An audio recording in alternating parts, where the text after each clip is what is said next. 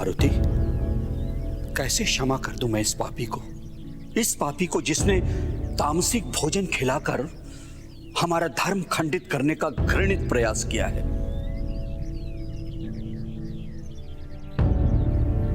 और आप तो इस सत्य से भलीभांति अवगत हैं, धर्म की रक्षा करने में संपूर्ण जीवन व्यतीत हो जाता है और धर्म भ्रष्ट होने के लिए एक पल का भी समय नहीं लगता। मारुति, अंगिरा को जो श्राप मिला है वो उस श्राप का अधिकारी है।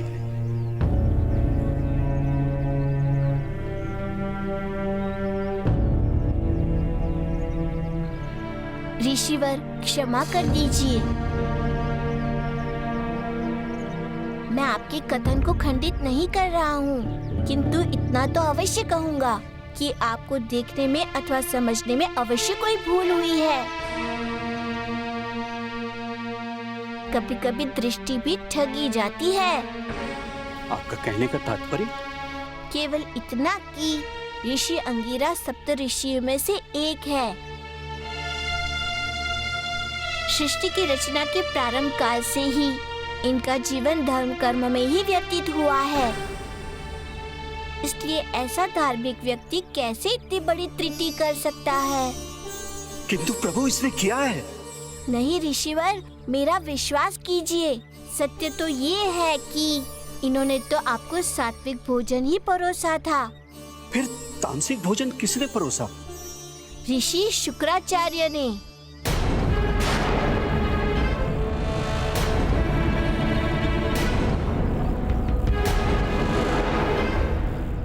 उन्होंने अपनी माया शक्ति से सात्विक भोजन को तामसी भोजन में परिवर्तित कर दिया ताकि आपके कोप का भाजन भर सके। किंतु शुक्राचार्य वो ऐसा क्यों करेंगे? ताकि ये अपने पुण्य कर्म में सफल ना हो पाए। ये क्या कह रहे हैं आप? मैं सत्य कह रहा हूँ ऋषिवर। श्री शुक्राचार्य ने इनके संकल्प को खंडित करने का बहुत प्रयास किया, किंतु कभी भी सफल नहीं हो पाए। तब उन्होंने ये घृणित कार्य किया ताकि आप लोग इन्हें दंडित करें और फिर हर्ष मनाएं।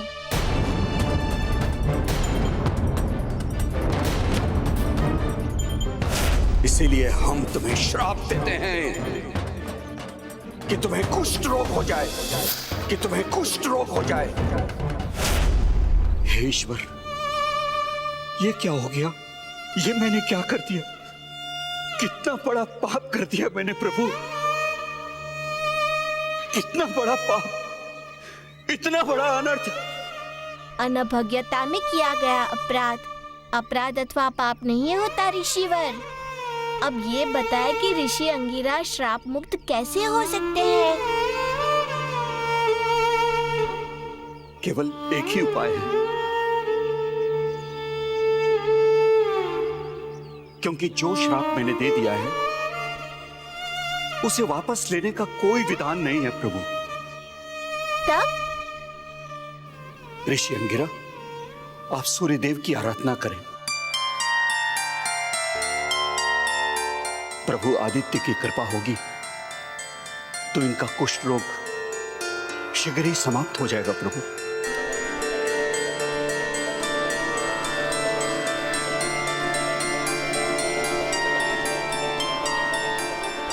धन्यवाद ऋषिवर, उपाय बताने के लिए बहुत बहुत धन्यवाद।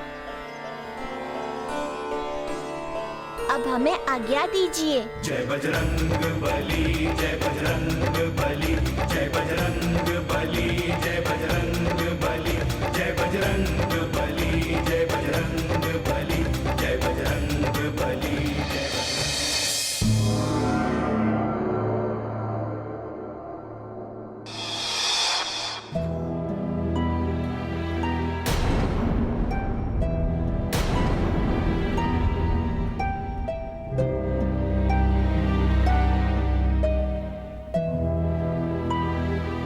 क्या सोचने लगे इंद्रदेव इस संसार के विषय में, इस सिंहासन के विषय में?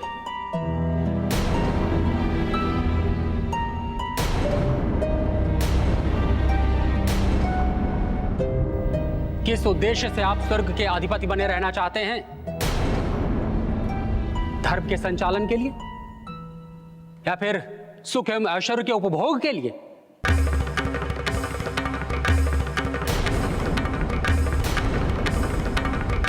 तब त्याग और धर्म का उपदेश देना सहज, किंतु उस पर अमल करना अत्यंत ही कठिन है इंद्रदेव। यदि आप में क्षमता है, निर्मोही है, तो आप भी क्यों नहीं चलते उस मार्ग पर?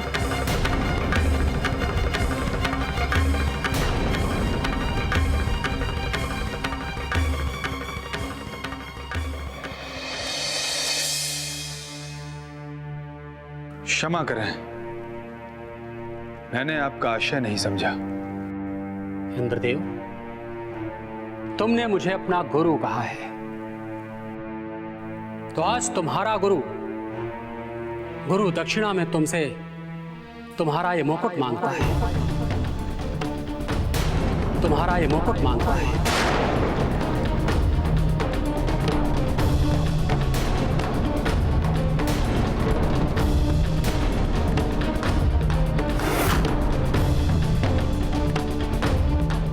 यदि तुम्हारे अंदर धर्म शेष है, धर्म के प्रति जागरूक हो, तो लाओ मुझे दो ये अपना मुकुट।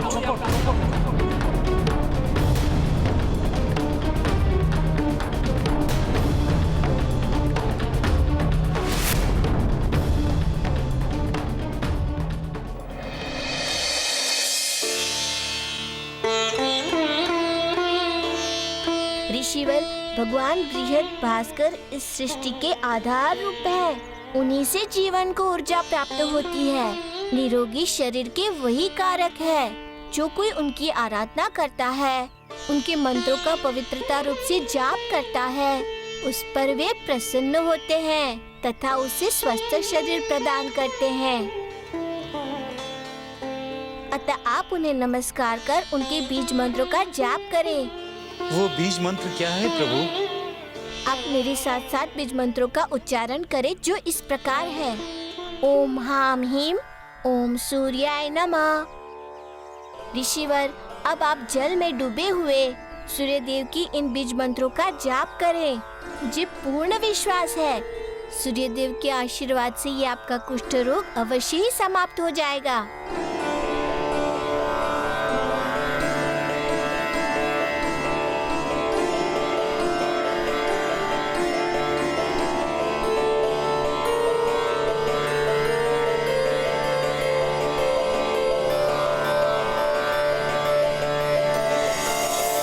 नारायण नारायण। माता, आज इस संसार में घोर दुविधाजनक स्थिति उत्पन्न हो गई है। माता, गुरु बृहस्पति के कारण इंद्रदेव विषम परिस्थितियों में फंस गए हैं। आज तो गुरु बृहस्पति ने उनसे उनका सिंहासन ही मांग लिया। माता, इंद्रदेव इन विकट परिस्थितियों से कैसे निकलेंगे? देवर्षि, ये संकट केवल इंद्रदेव के सम्मुख ही उपस्थित नहीं हुआ है, अपितु समस्त संसार इस संकट की चपेट में है।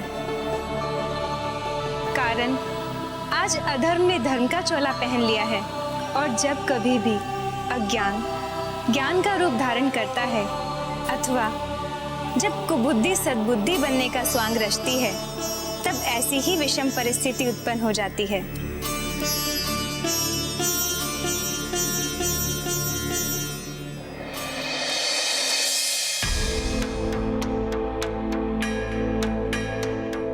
क्या हुआ इंद्र? एक लघु निर्णय लेने में इतना समय? धर्म के पक्षधर हो तो त्याग दो नया विलासितापूर्ण जीवन। जाकर व्यतीत करो तप और त्याग का धर्मगत जीवन।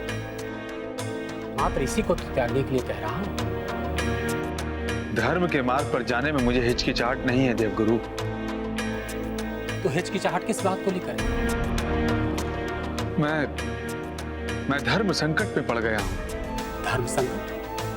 कैसा धर्म संकट? धर्म संकट ये देवगुरु कि मुझे विधाता ने स्वयं ये सिंहासन सौंपा है ताकि मैं प्रकृति के नियमों का संचालन एवं विधि के विधान की रक्षा कर सकूं। ऐसे में यदि मैं स्वेच्छा से अपना सिंहासन छोड़ता हूं तो उसका तात्पर्य यह है कि मैं अपने कर्तव्य से पीछे हट गया, जो कि सर्वथा उचित एवं न्याय संगत नहीं है। इंद्र, तुम जिस विधि की बात कर रहे हो उसी विधि के रचयिता परम पिता ब्रह्मा ने मुझे तुम्हारा गुरु नियुक्त किया है। इसलिए अपने कर्तव्यों का पालन करने से पूर्व अपने गुरु के आदेशों का पालन करो, यही धर्म है।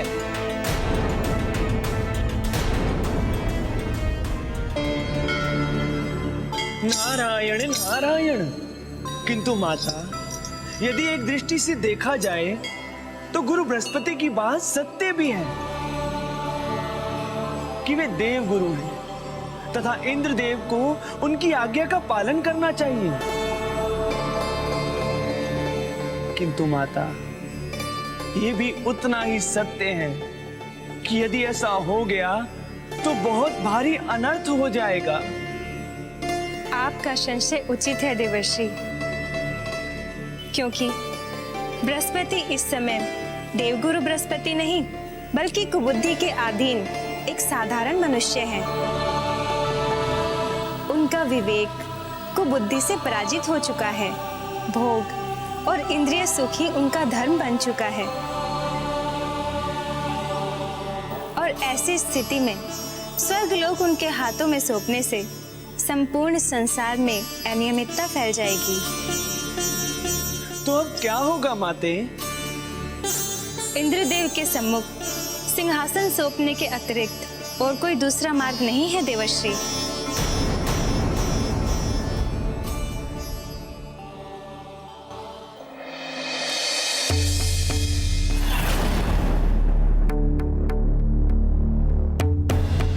देवगुरु, मेरे सामने ना ही अन्य कोई विकल्प है और ना ही कोई मार्ग। आपकी आज्ञा का पालन करना मेरा सर्वोपरि धर्म है। तथा आज मैं स्वर्गाधिपति देवराज इंद्र ये सारी व्यवस्था आपको सौंपता हूं। ये सारी व्यवस्था आपको सौंपता हूं देव।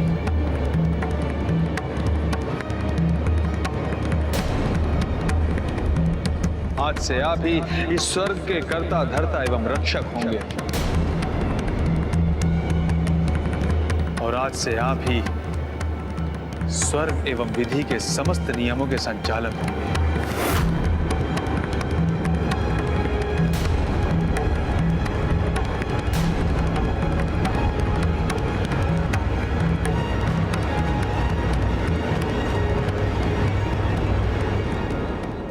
मुझे ज्ञात है कि आप धर्म एवं सद्बुद्धि के नहीं अपितु अधर्म एवं कुबुद्धि के अधीन हैं। किंतु मुझे यह भी ज्ञात है कि आपके मित और मस्तिष्क चाहे जिसके भी अधीन हो, किंतु आपका हृदय सदैव धर्म के साथ है। मुझे ज्ञात है कि आपके कारण स्वर्ग और सृष्टि को कभी कोई क्षति नहीं पहुंचेगी। देवगुरु, यह प्रथम अवसर है कि किसी राजा का सिंहासन उसके द्वारा उसके गुरु को सौंपा जा रहा हो। देवगुरु, मुझे पूर्णतः विश्वास है कि स्वर्ग का संचालन आप मुझसे भी अच्छे ढंग से करेंगे।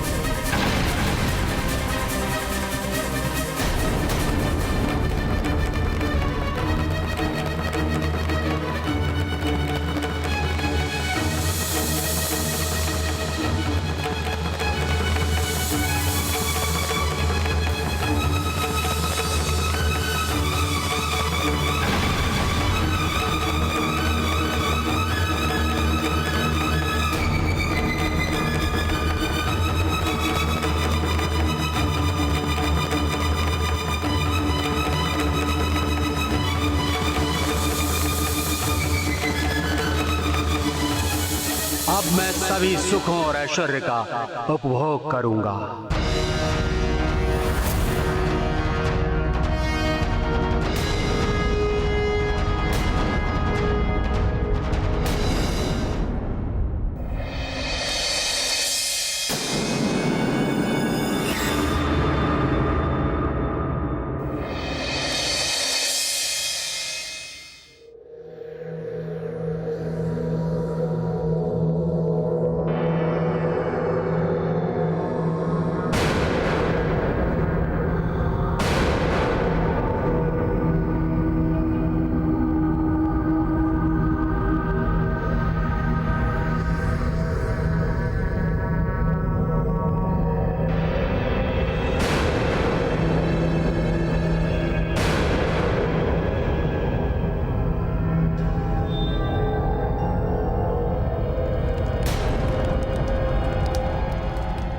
विधाता ने मनुष्य के कर्मों के अनुसार ही उसके वास करने के लिए लोकों का निर्माण किया है।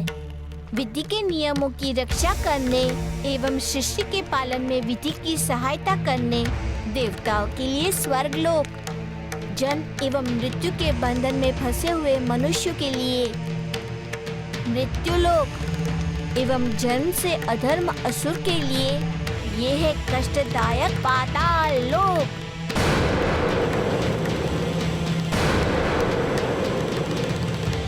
किंतु मूर्ख असुरों को यहाँ के भीषण कष्ट के उपरांत भी यह बोध नहीं होता कि उन्हें अधर्म का कार्य नहीं करना चाहिए, धर्म के मार्ग पर अग्रसर होना चाहिए। उन्हें ये समझ ही नहीं आता है कि अगर ये धर्म कार्य के विमुख होंगे तो स्वर्ग लोक जैसे सुख में उनका पाताल लोक भी हो जाएगा। किंतु इनमें इन असुरों का कोई दोष नहीं है। दोष है इनके गुरु शुक्राचार्य का, जिन्होंने इन्हें उचित ज्ञान नहीं दिया है। जिस प्रकार वे देवताओं को अपने शत्रु समझते हैं, उसी प्रकार ये असुर भी देवताओं को अपने घाती एवं छली समझते हैं। जैसा गुरु वैसा ही शिष्य। शुक्राचार्य ने अपनी शक्ति एवं तप का सदैव अनुचित प्रयोग किया है, जिसका दंड आज उन्हें अवश्य मिलेगा, अवश्य।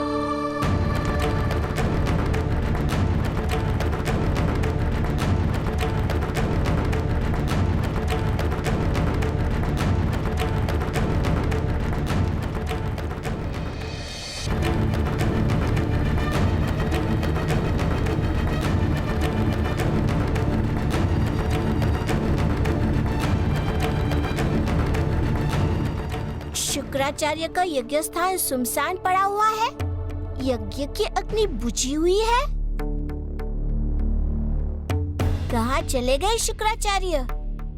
शुक्राचार्य, तुम कहीं भी छुप जाओ, मेरे दंड से आज तुम नहीं बच पाओगे, क्योंकि तुम्हारे पाप का घड़ा अब भर चुका है।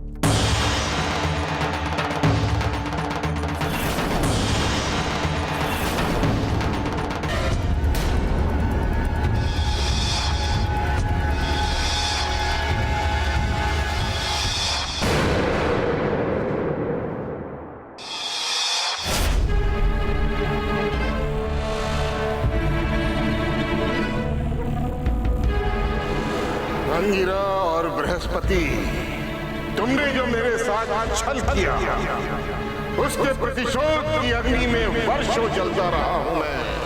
एक पल के लिए भी नहीं भुला पाया उस छल को। उनके कारण मेरे लिए ज्ञान का अर्थ मुक्ति नहीं, शक्ति हो गया। उनके कारण ही मैंने जो यज्ञ किए, वो मोक्ष प्राप्ति के लिए नहीं किए, अपितु अपने प्रतिशोध को पूर्ण करने के लिए किए। पथभ्रष्ट हो गया मैं उनके कारण, धर्म भ्रष्ट हो गया मैं। किंतु आज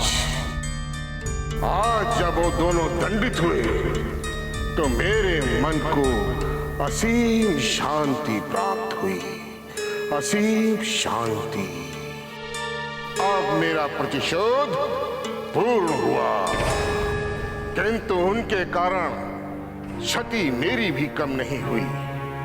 अपने प्रतिशोध को पूर्ण करने में मेरी बहुत सी शक्तियां समाप्त हो गईं। जिन्हें मैं इस हिमालय के एकांत स्थान में बैठकर पुनः अर्जित करूंगा।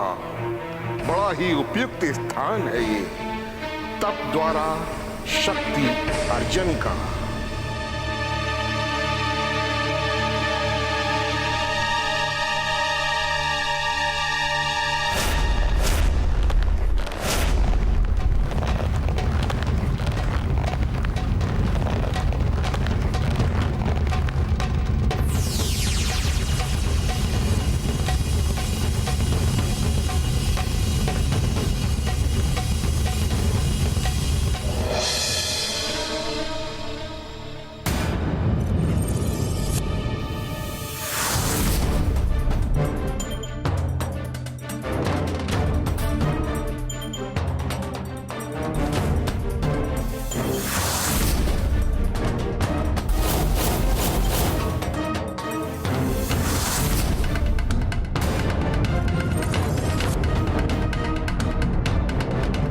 शुक्राचार्य, सारे संसार की शांति भंग करके तुम शांति से तप करने गए हो, किंतु अब ये कदापि संभव नहीं है शुक्राचार्य, क्योंकि तप से प्राप्त शक्तियों से तुमने सदैव विनाश किया है।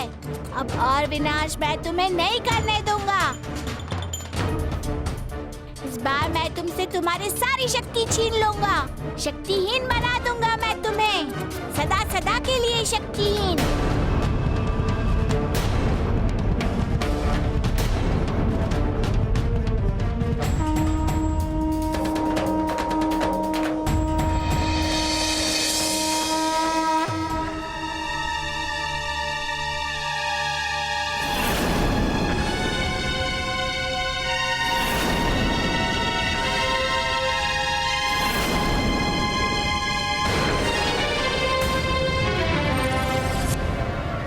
कौन है?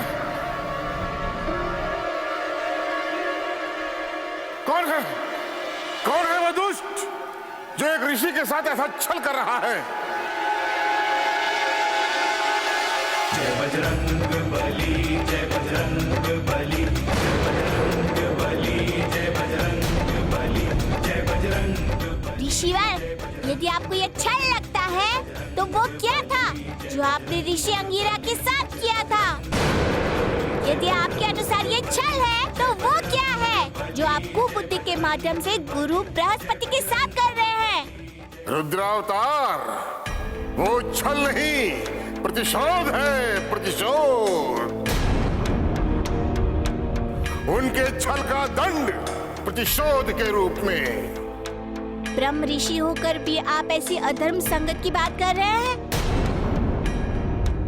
ऋषिवर, धर्म के नाश और अधर्म की स्थापना से बड़ा छल इस सृष्टि के साथ अभी और कुछ नहीं हो सकता। इसलिए आज मैं आपको आपके छल का दंड देने आया हूँ यहाँ।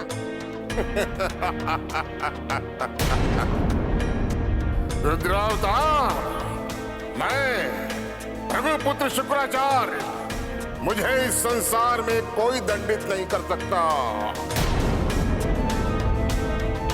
क्योंकि मेरे पास मेरे तप के द्वारा अर्जित असीम शक्तियां हैं, जिनके भीतर कोई अन्य शक्ति प्रवेश ही नहीं कर सकती।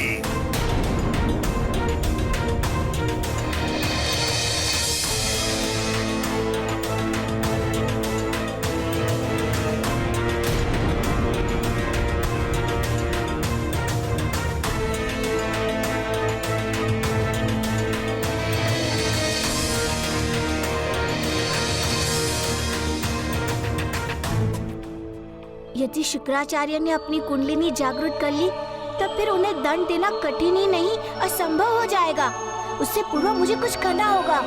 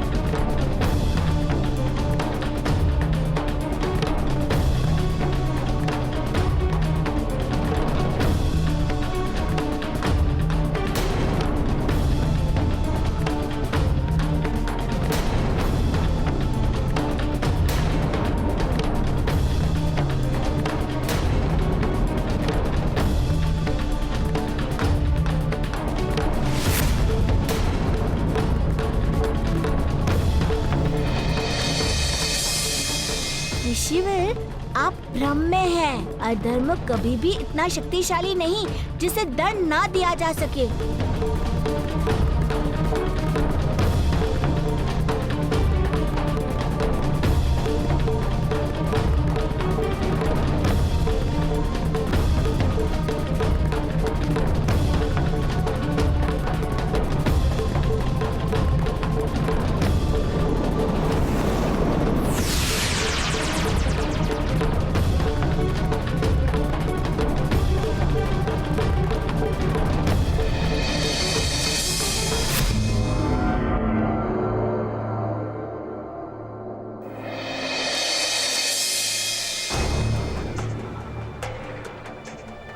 देवी, आज मैं सृष्टि का सबसे शक्तिशाली व्यक्तित्व हूं। संसार के सभी सुखों का उपभोग कर सकता हूं। इसका श्रेय जाता है तो केवल आप। यदि आपने मेरा मार्गदर्शन नहीं किया होता तो ऐसा कभी संभव नहीं था। इसलिए आपकी जितनी प्रशंसा करूं कम है। बृहस्पति, अब तुम पूर्ण रूप से मेरे प्रभाव में हो, इसलिए तुम एक ऋषि की भांति नहीं, एक असुर की भांति सोच रहे हो। तुम्हारी इस प्रवृत्ति के कारण एक प्रकार से स्वर्गलोक अब असुरों के अधिकार में आ गया है बृहस्पति। अब यहाँ पर सब असुरी कार्य होंगे। रास, रंग और भोग में मैं तुम्हें ऐसा डुबो दूंगी कि स्वर्ग की सारी पुण्यता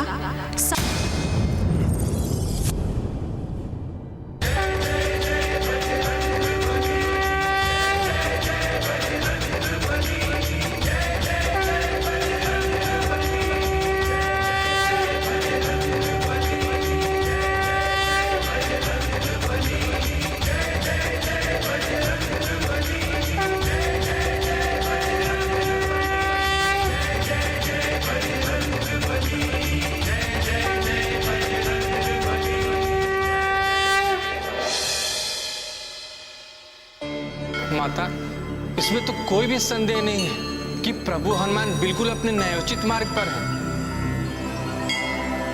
शुक्राचार्य के वैसे जघन्य अपराध के लिए दंड के अतिरिक्त अन्य कोई विधान नहीं है। किंतु माता, मैं एक बात समझ नहीं पा रहा हूं। शुक्राचार्य ने जिन शक्तियों को अपने तप और यज्ञ से अर्जित किया है, उन शक्तियों को प्रभु हनुमान भला उनसे किस प्रकार छीन सकते हैं? देव कुबेर, शुक्राचार्य केवल जन्म से ऋषि हैं, अपने कर्मों से नहीं। उनके कर्म असुरों वाले हैं और विधि के विधान अनुसार असुरी कर्मों वालों का दंड केवल मृत्यु दंड है। किंतु ऋषि योनि में जन्म लेने के कारण हनुमान उन्हें मृत्युदंड नहीं दे सकते, किंतु वे उनसे उनकी शक्तियां अवश्य छीन सकते हैं। ये क्षमता है उनमें, और ऐसा करके प्रभु हनुमान उनका हित ही करेंगे। इससे शुक्राचार्य के विनाशकारी अहंकार का अंत सदा सदा के लिए हो जाएगा।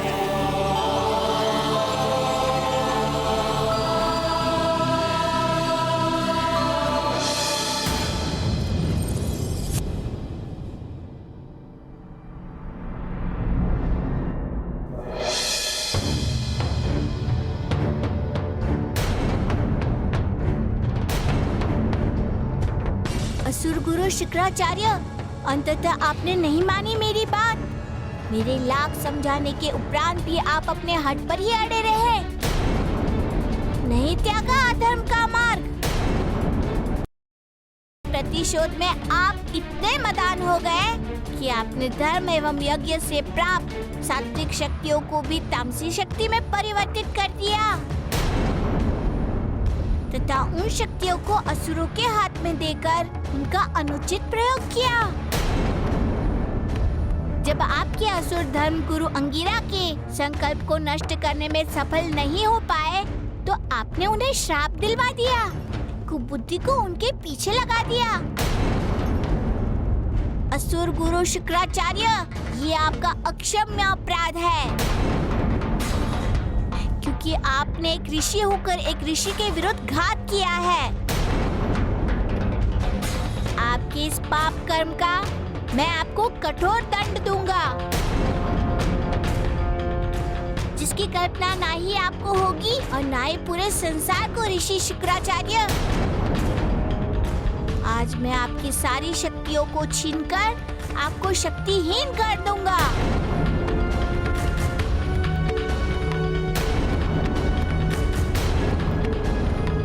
ना रहेगा बांस और ना बजेगी बांसुरी।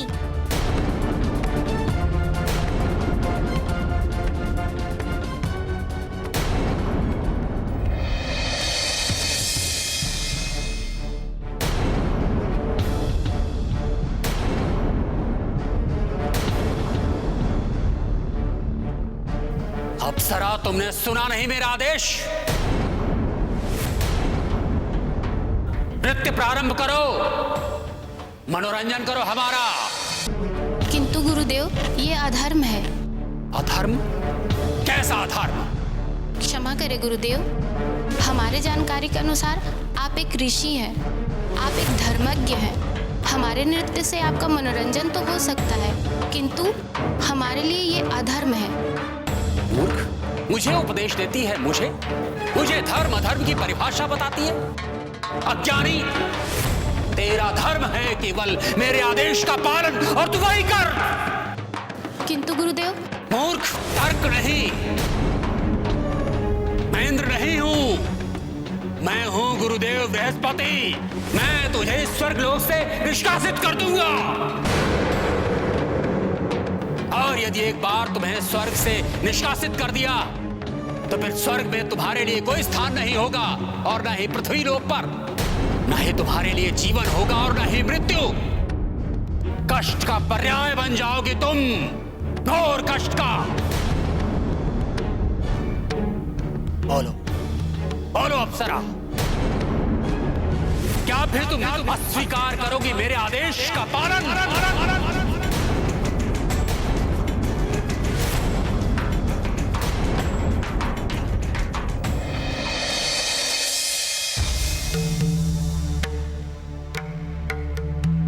रुद्रावतार, मेरी शक्तियां, मेरे तप और यज्ञ द्वारा अर्जित शक्तियां हैं, उन्हें मुझसे कोई नहीं छीन सकता। ऋषिवर, शक्तियां उनकी नहीं छीनी जाती जिनके पास पुण्य संचित हो, किंतु आपके पास आपके अधर्मी एवं असुरी आचरण के कारण पुण्य का लघुवंश भी अवशेष नहीं है। शेष है आपका अहंकार एवं आपका प्रतिशोध। उसका अंत मैं करूंगा।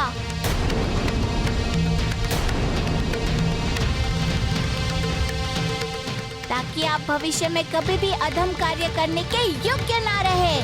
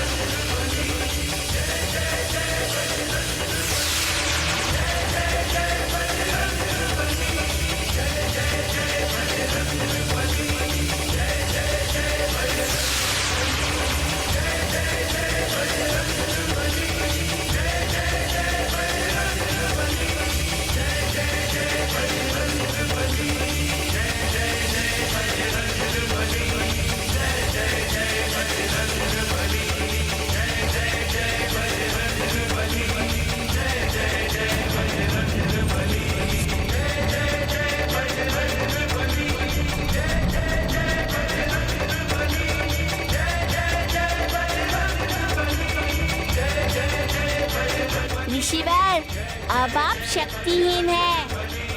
ये नहीं हो सकता। मेरी अर्जित शक्तियां समाप्त नहीं हो सकती, नहीं हो सकती, नहीं हो सकता मैं शक्तिहीन, नहीं हो सकता मैं शक्तिहीन। ऋषिवर, अब आप शक्तिहीन हैं, साधारण मनुष्य के समान शक्तिहीन एवं दुर्बल, क्योंकि आपके पाप एवं अधर्म ने आपके पुण्य एवं धर्म को विलीन किया है। अब ये निर्णय आपको ही करना है कि आपको किसके साथ रहना है, धर्म के अथवा अधर्म के। धर्म आपको जीवन दान देगा और अधर्म आपको मृत्यु दंड। चयन आपको करना है।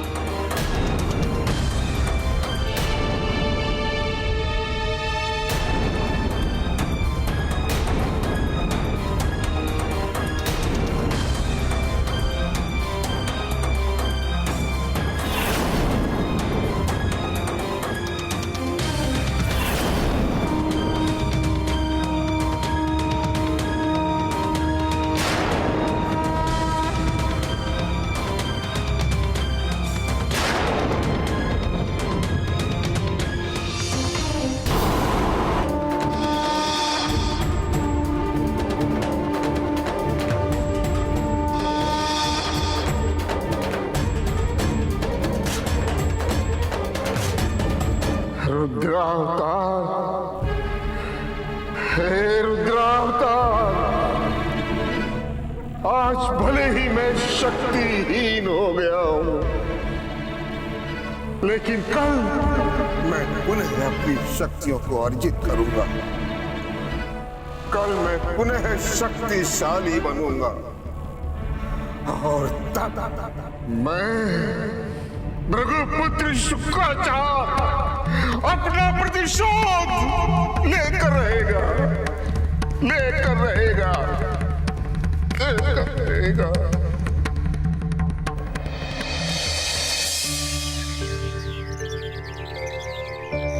ओम ह्रां ह्रीं ह्रूं सूर्यदेवाय नमः।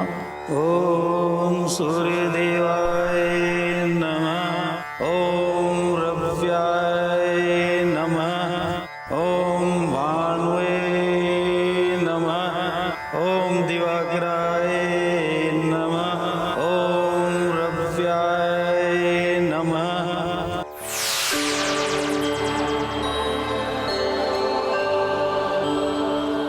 ओम सूर्यदेवाय नमः।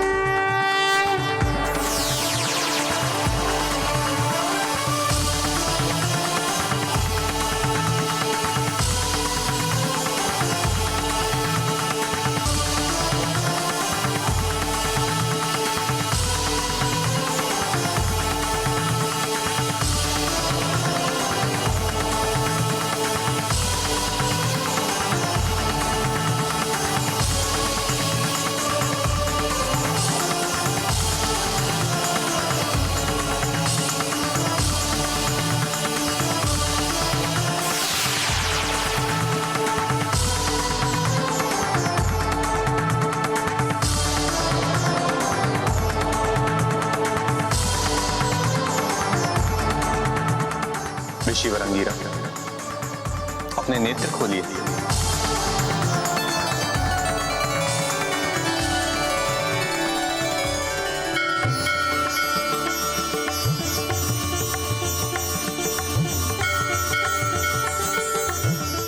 हे भानु भास्कर, आपकी असीम अनुकंपा जो आपने मेरी प्रार्थना सुन ली।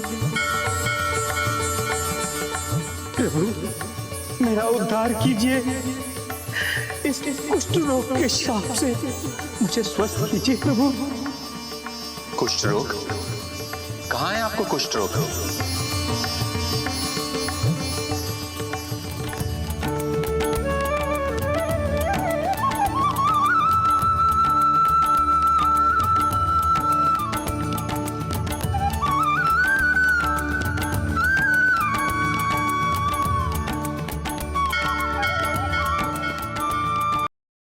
प्रभु,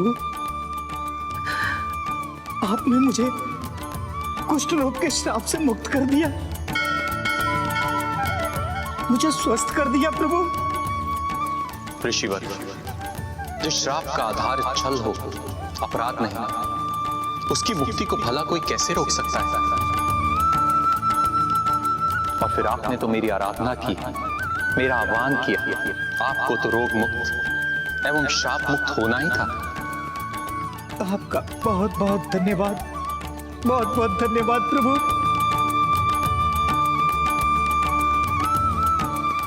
ऋषिवर, अब मुझे आज्ञा दें।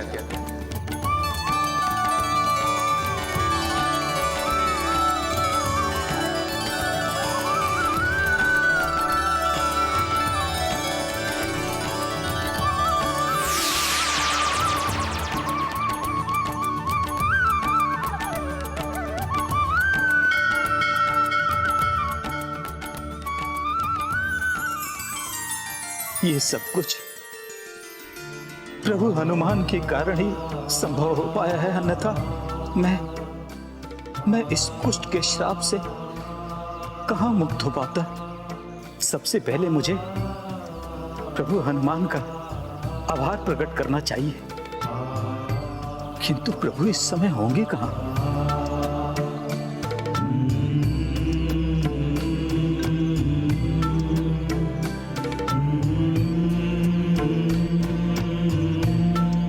प्रभु, अभी अभी आपका ही स्मरण कर रहा था। कोई विशेष बात? नहीं प्रभु, बस आपने अष्ट सिद्धि की पावन कथा सुनाकर मुझे पाप मुक्त किया और इस कुष्ठ रोग के श्राप से मुक्त करने हेतु आपका आभार प्रकट करना चाहता था। आपको आभार प्रकट करने की आवश्यकता नहीं है ऋषिवर, क्योंकि आप पूज्य हैं तथा अब आप अपने आकाश लोक को लोक सकते हैं। जैसी आज्ञा प्रभु।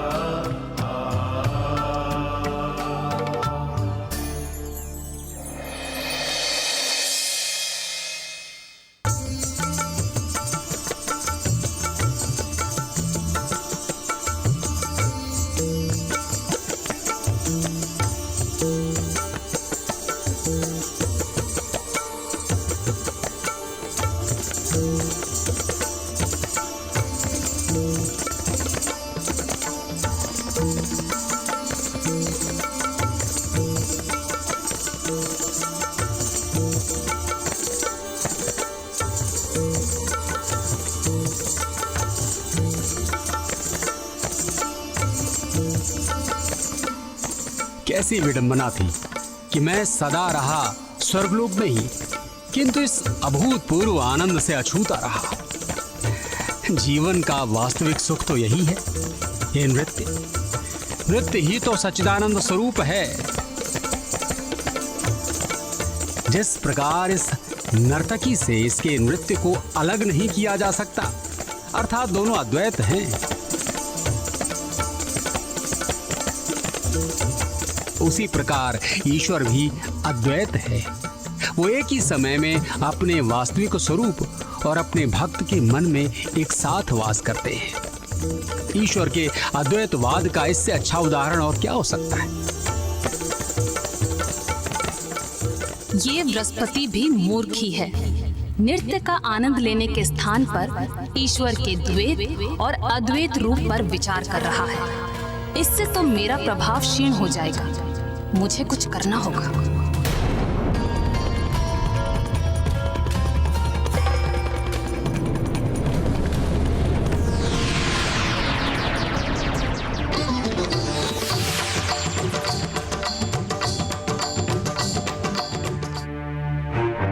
देवीमती, आपने सत्य कहा था। जीवन में इतना अधिक आनंद मुझे कभी प्राप्त नहीं हुआ। देवगुरु, अगर आप चाहें तो इस आनंद को और भी बढ़ा सकते हैं। वो कैसे? नृत्य को सोमरस के साथ देखकर।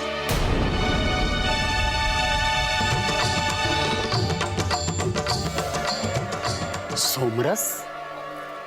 हाँ देवगुरु, सोमरस। जिसे आपके मार्गदर्शन पर चलने वाले देवता पीते हैं? और आप तो इन सबके गुरु हैं, तो क्यों ना आप उसका पान करें?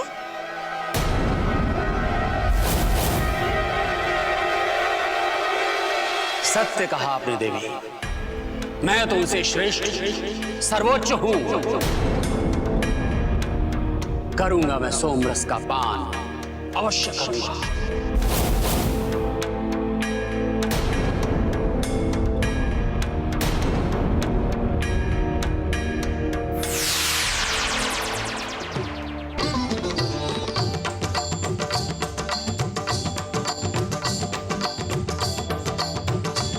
रोक रोक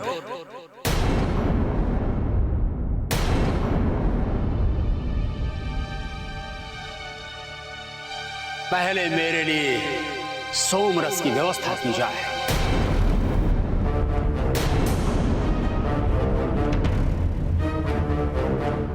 आज क्या हो गया है गुरुदेव को कि केवल अधर्म पर अधर्म ही किए जा रहे हैं? एक ऋषि भी भला ऐसा कर सकता है?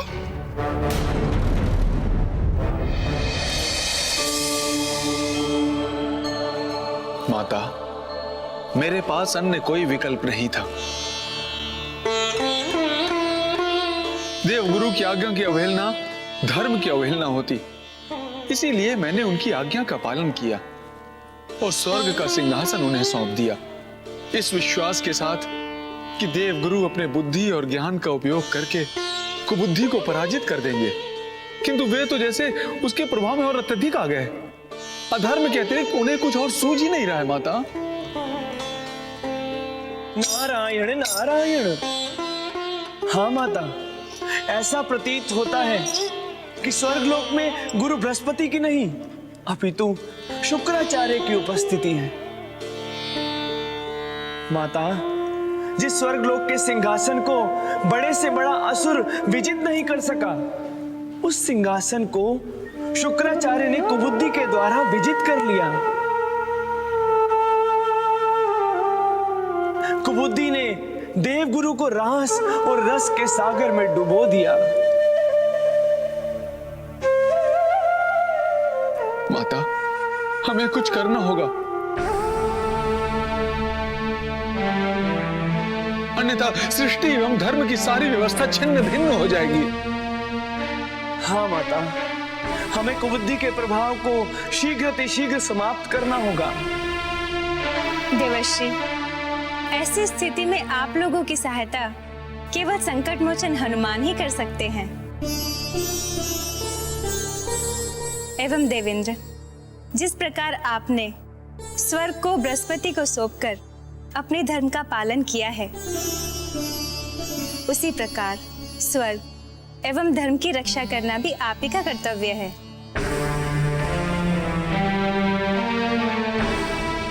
समझ गया माते, आपके निर्देश को मैं समझ गया।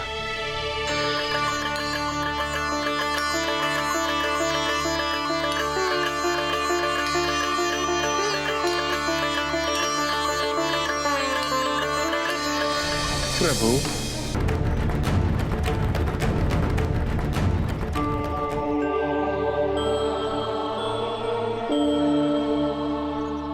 गुरुदेव की आज्ञा अनुसार नवनिधि को प्राप्त करने में तो बहुत विलंब हो गया है, किंतु मुझे प्रसन्नता इस बात की है, अष्ट सिद्धि की कथा से ऋषि अंगिरा को तो लाभ हुआ ही, और इस संसार को भी इन कथाओं से पूर्ण लाभ होगा।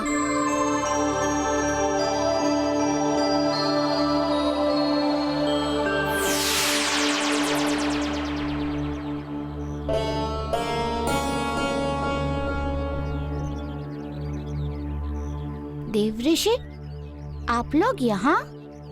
प्रभु, सृष्टि पर बहुत गहरा संकट छाया हुआ है। नारायण नारायण, धर्म और सत्य दोनों ही संकट में है प्रभु। आप लोग कहना क्या चाहते हैं? प्रभु, शुक्राचार्य ने। अब क्या किया शुक्राचार्य ने? मैंने तो उसे शक्तिहीन कर दिया था। हाँ प्रभु, किंतु शक्तिहीन होने से पूर्व शुक्राचार्य ने अपनी तामसीन शक्ति के द्वारा कुबुद्धि को जन्म दिया।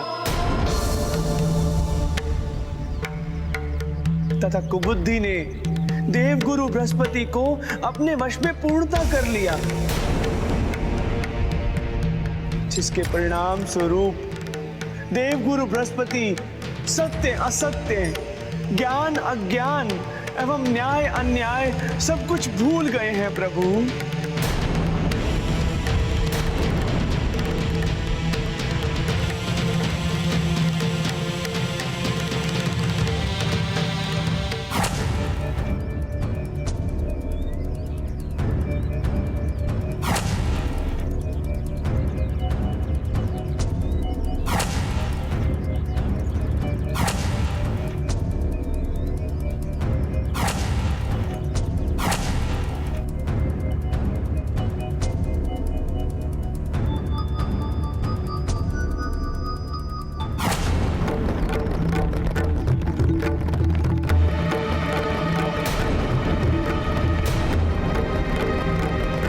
देव ऋषि, ये तो बहुत ही बड़ा संकट है कि गुरु बृहस्पति जो सभी ग्रहों के देवता हैं, संसार में धर्म के व्यवस्थापक हैं, फिर कुबुद्धि के प्रभाव में आकर धर्म के मार्ग से भटके।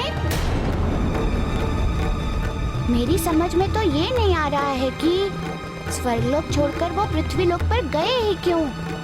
शुक्राचार्य से अपने पिता की रक्षा हेतु उनसे वार्ता करने गए थे, उनसे क्षमा याचना करने गए थे। इसका अर्थ ये हुआ कि गुरु बृहस्पति के मन में पुत्र मोह ने स्थान ले लिया है और मोही को मार्ग पर ले जाने वाला प्रथम प्रदर्शन है।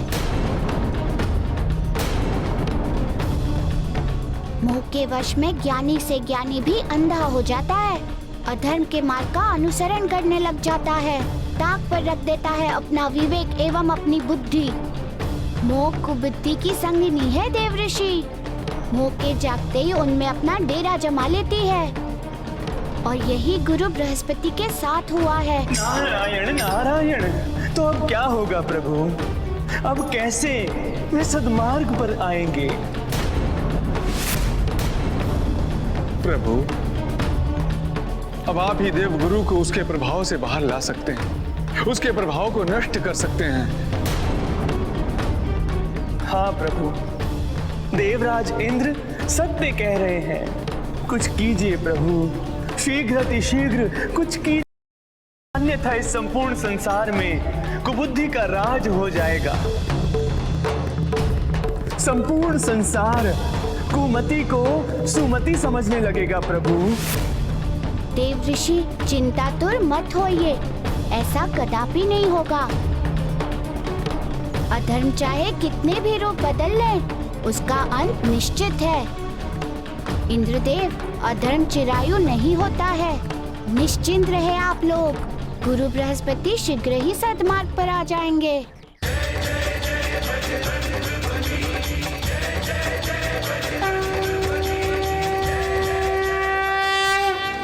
क्या हुआ?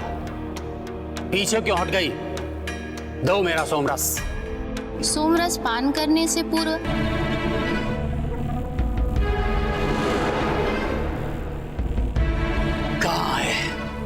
कहाँ है मेरा सोमरस? एक सोमरस प्रस्तुत करने में इतना विलंब? सराओ, ध्यान से सुन लो। यदि एक पल भी विलंब हुआ तो मैं तुम सबको शाप दे दूंगा। सबके सब जलकर भस्म हो जाओगी, भस्म।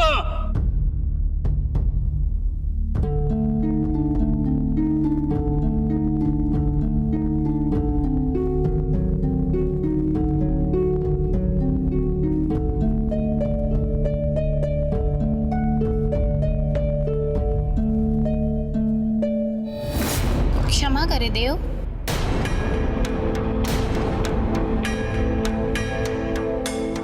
क्या हुआ? पीछे क्यों हट गई?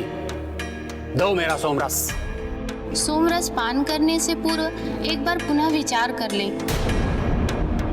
आप एक ऋषि हैं और ऋषियों को सोमरस पान। अप्सरा, तुम्हारा इतना साहस कि तुम मुझे उपदेश दो? तुम जानती हो मैं कौन हूं? मैं हूं गुरुदेव बृहस्पति। इसके एक संकेत से धर्म का सृजन होता है। और मेरी वाणी से धर्म का पालन, मैं स्वयं धर्म हूं।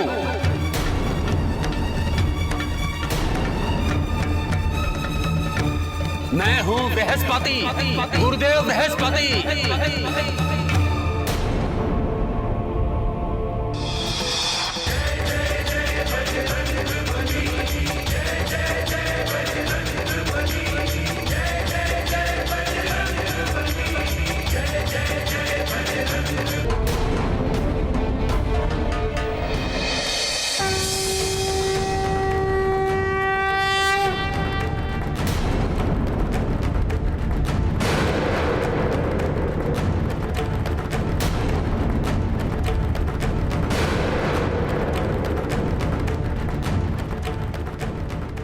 उससे अच्छा ना कोई धर्म जानता है और ना समझता है। दो सोमरस।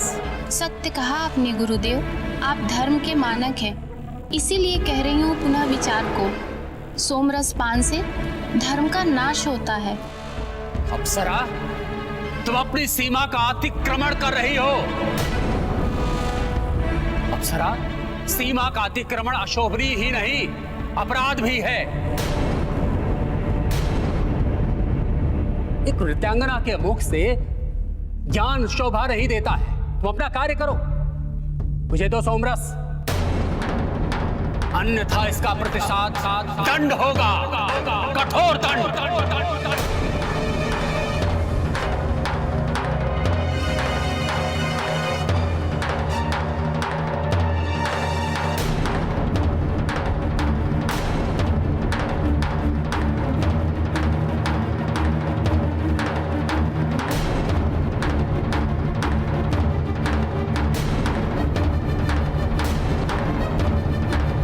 आज मैं सोमरस रूपी सागर में डूबकर जीवन का आनंद लूंगा, परम आनंद लूंगा।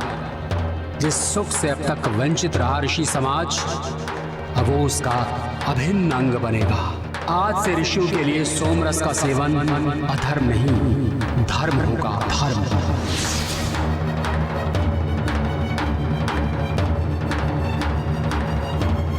रुक जाइए देवगुरु, ठहरिए।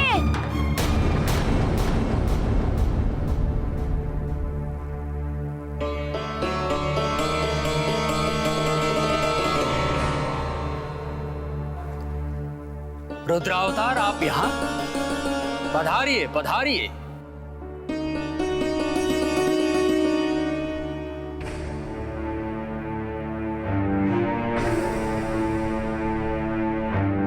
बृहस्पति के स्वर्ग में आपका स्वागत है। आसन ग्रहण कीजिए। बृहस्पति के स्वर्ग में आपका स्वागत है। स्वर्ग के सभी सुखों का निसंकोच उपभोग कीजिए। अवश्य देवगुरु, किंतु उससे पूर्व मुझे आपसे कुछ बात करनी है। रुद्रावतार, वार्तालाप तो होती रहेगी। आइए हमारे साथ सोमरस के पान का आनंद लीजिए।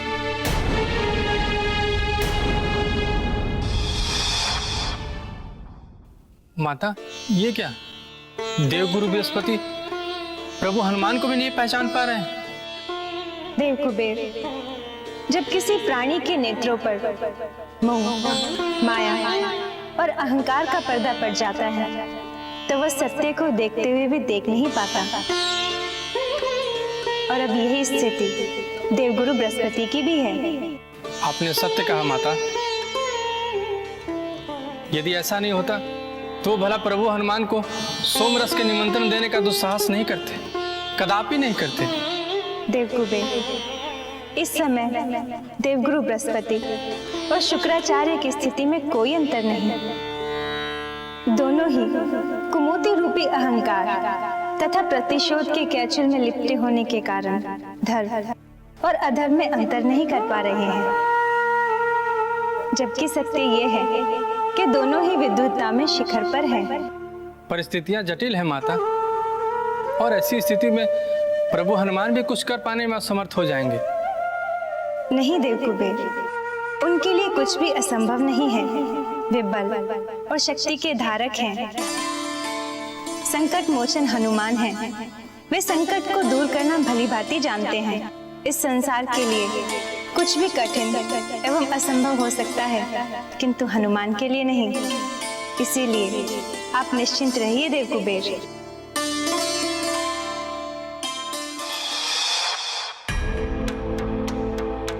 गुरु बृहस्पति, मैं अचरज में हूँ क्यों रुद्रावतार? क्योंकि आप देवगुरु बृहस्पति हैं, धर्म और नीति के व्यवस्थापक। संसार और स्वयं को धर्म के मार्ग पर रखना आपका परम एवं पुनीत कर्तव्य है। हाँ है, जानता हूँ, और उसी कर्तव्य का तो पालन कर रहा हूँ, संसार को और स्वयं को धर्म के मार्ग पर ले जाकर। आपके विचार से आप जिस मार्ग पर चल रहे हैं वो धर्म का मार्ग है। हाँ, भोग विलासी मनुष्य के जीवन का सच्चा धर्म है। सत्य कहा आपने। मैं सहमत हूँ आपके इस कथन से, किंतु आप जिस भोग विलास से प्राप्त करने वाले सुख की बातें कर रहे हैं वे सुख क्षणिक है, और क्षणिक सुख दुख का कारण होता है ऋषिवर।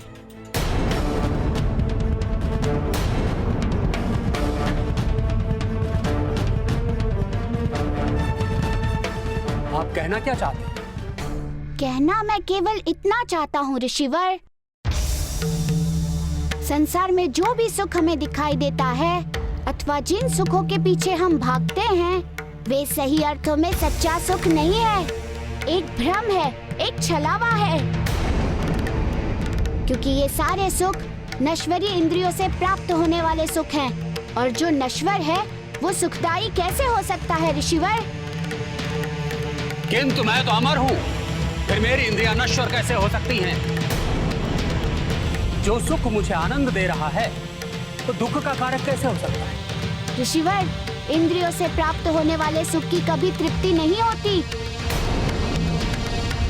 जिस प्रकार अग्नि में धृत कार्य करता है अग्नि को और भड़काने का, ठीक उसी प्रकार इंद्रियों का सुख भी वही कार्य करता है, आकांक्षा को और भड़काने का। और जब किसी कारणवश इंद्रियों को वे सुख प्राप्त नहीं होता तब मनुष्य दुख की अग्नि में घिर जाता है। किंतु मुझ पर यह बात लागू नहीं होती, क्योंकि मैं स्वर्ग का अधिपति हूँ। स्वर्ग के सारे सुख मेरे अधीन हैं। ऋषिवर, इस स्वर्ग के सुख दुख में आपके तप का पुण्य फलित हुआ है, जो अब समाप्ति पर है। तब उसके बाद ना ही आपके पास स्वर्ग होगा और ना ही उसका सुख। ऐसा कदापि नहीं हो सकता, यह संभव है, क्योंकि मैं यहाँ सदा के लिए अधिपति हूँ, निरंतर सुखों का उपभोग करता रहूंगा। किंतु मैं जो कहना था कह चुके, अब मुझे इस विषय में कुछ भी सुनने की इच्छा नहीं है।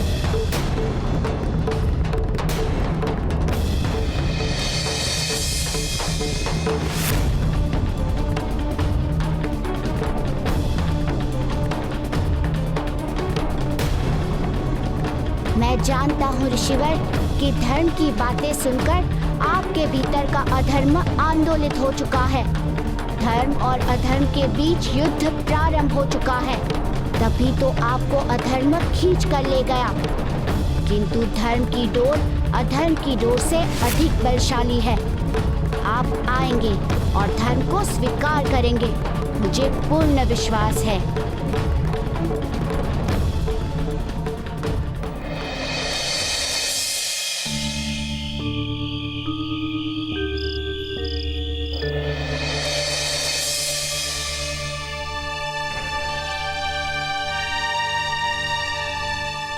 ऋषिवर, इस स्वर्ग के सुख दुख में आपके तप का पुण्य फलित हुआ है, जो अब समाप्ति पर है। तब उसके बाद ना ही आपके पास स्वर्ग होगा और ना ही उसका सुख।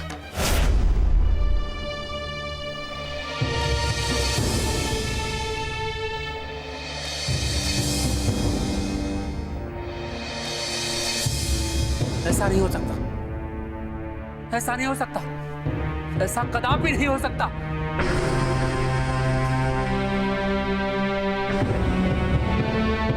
क्या हो रहा है मुझे? मैं भयभीत क्यों हो रहा हूं? इस बात से भयभीत हो रहा हूं मैं।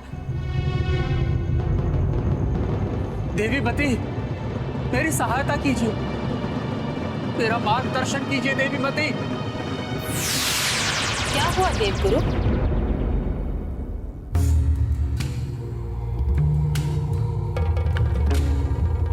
आप इतने चिंतित क्यों? देवी मती, रुद्रावतार की बातें मैं भुला नहीं पा रहा। देवगुरु, धर्म के मार्ग पर चलने वाले के सामने अनेकों अड़चनें आती हैं,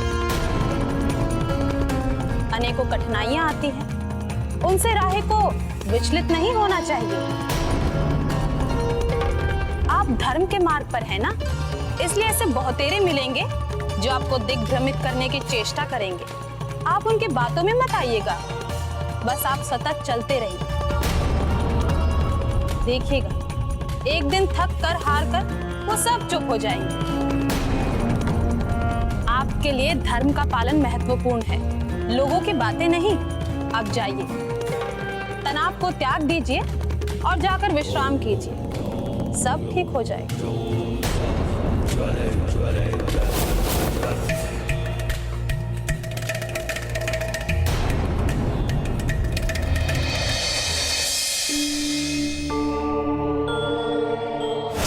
किंतु मैं तो अमर हूं, फिर मेरी इंद्रियां नश्वर कैसे हो सकती हैं? जो सुख मुझे आनंद दे रहा है तो दुख का कारक कैसे हो सकता है? देव गुरु बृहस्पति पर कुबुद्धि का ऐसा प्रभाव हुआ है कि उनके विचारों की गंगा उल्टी बहने लगी है। जिनके लिए परम सुख मोक्ष होना चाहिए, वे इंद्रिय सुख को ही परम सुख माने बैठे हैं। वैसे ज्ञानी ऋषि को मुझे धर्म के मार्ग पर लाना ही होगा, किंतु इसके लिए मुझे देवी बुद्धि की सहायता लेनी होगी।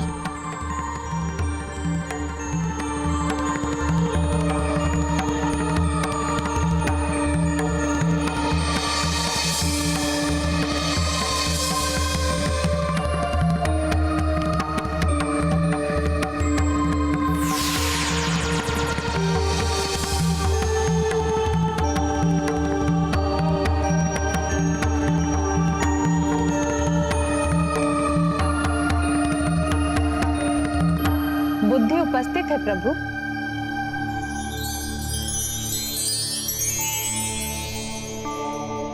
कहें, किस प्रयोजन से मेरा आह्वान किया? देवगुरु बृहस्पति को कुबुद्धि के प्रभाव से बाहर लाने के लिए देवी, उन्हें अधर्म के मार्ग पर जाने से रोकने के लिए। मैं जानती हूँ, इस समय गुरु बृहस्पति कुबुद्धि को अपना विवेक समझ रहे हैं। उसकी सहायता से वो अपने सारे निर्णय ले रहे हैं। हम दोनों मनुष्य के विवेक के दो पटल हैं। हम में से मनुष्य जिसे स्वीकार करेगा, हम उसके साथ रहते हैं, और उन्होंने कुबुद्धि को स्वीकार किया है, इसलिए वो उसके आदेश के अधीन है प्रभु। इसलिए तो मैंने आपको बुलाया है, ताकि देवगुरु बृहस्पति कुमति की नहीं सुमति की सुने, सुमति के परामर्श को माने, कुमति के नहीं। किंतु ये कैसे संभव है प्रभु?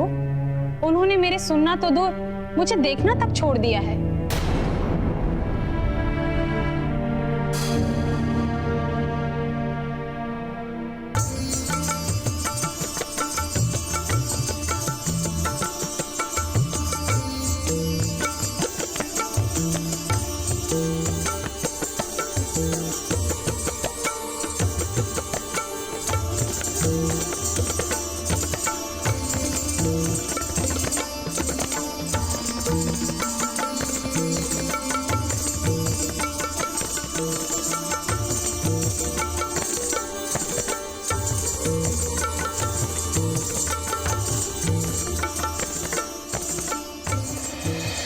इसका एक उपाय तो है देवी। क्या प्रभु?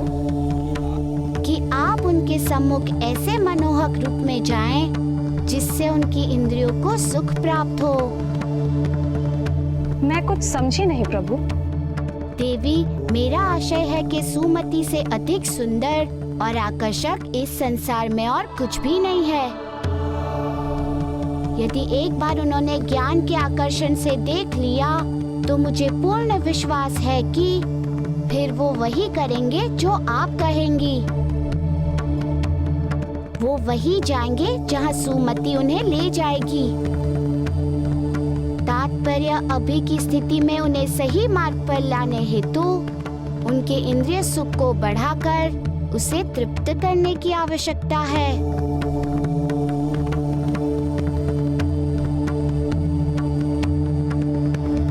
ये कोई क्रीड़ा नहीं अपितु मनोव्यक्त चाल है देवी। मैं समझ गई प्रभु कि मुझे क्या करना है। मुझे आशीर्वाद दीजिए कि आपके विश्वास की कसौटी पर मैं सफल हूँ।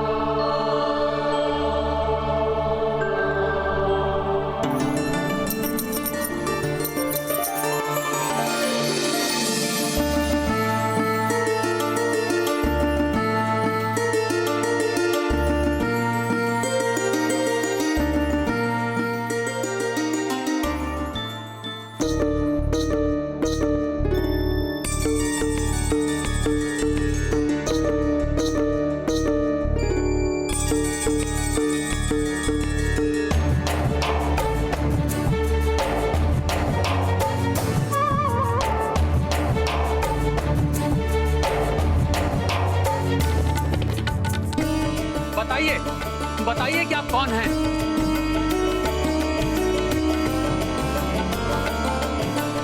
रुक जाइए, ठहरिए देवी, रुक जाइए, ठहरिए देवी, रुक जाइए, रुक जाइए, बताइए आप कौन हैं?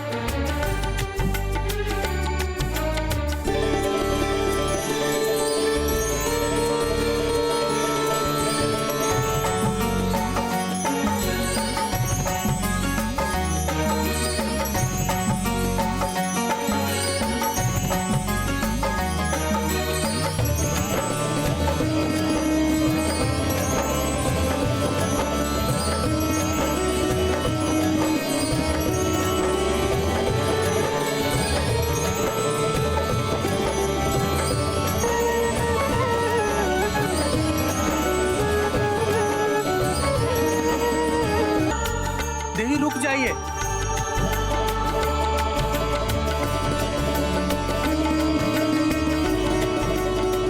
ठहरिए देवी, ठहरिए, रुक जाइए,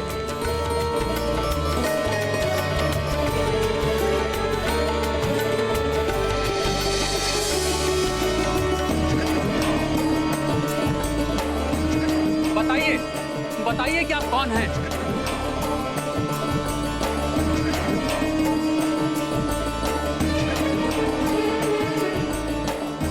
ठहरिए देवी, ठहरिए, रुक जाइए।